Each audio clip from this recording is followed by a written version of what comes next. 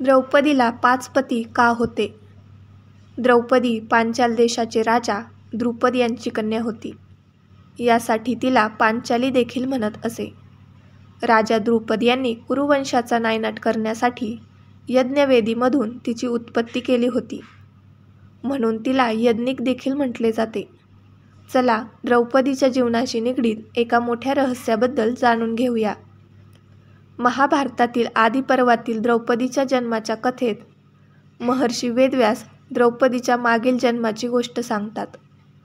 ते सांगतात की पूर्वजन्मी द्रौपदी एक ऋषी कन्या असे.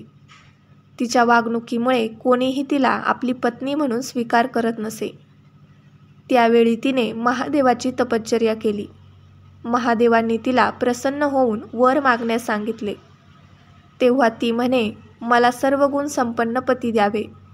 तेव्हा शंकराने तिला सांगितले की तू 5 भरतवंशी पतींची पत्नी होशील.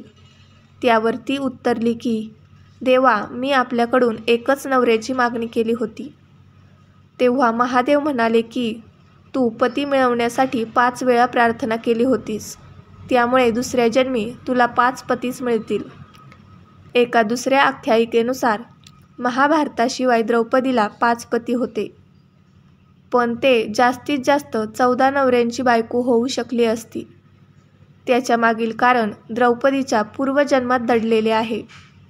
पूर्वजन्मी द्रौपदी राजा नल आणि राणी दमयंतीची मुलगी नलैनी असे. नलैनी हिने शंकराची तपश्चर्या केली. शंकराने तिला प्रसन्न होऊन वर मागण्यास सांगितले. त्यावर नलैनीने पुढील जन्मी 14 गुणसंपन्न इच्छित पती मागितले. शंकराने सांगितले की एकाच व्यक्तीमध्ये हे 14 गुण असणे शक्य नाही. पण नलैनी आपल्या मतांवर ठाम होती.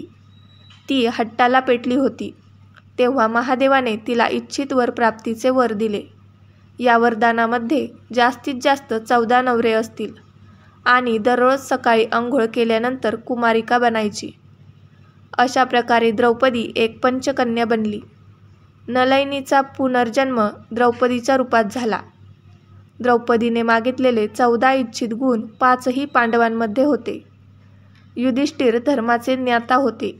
भीममध्ये सहस्र हत्तीचं बळ असे. अर्जुन अद्भुत योद्धा आणि शूर पुरुष असे. सहदेव उत्कृष्ट विद्वान असे. तर नकुल कामदेवासारखे सुंदर होते.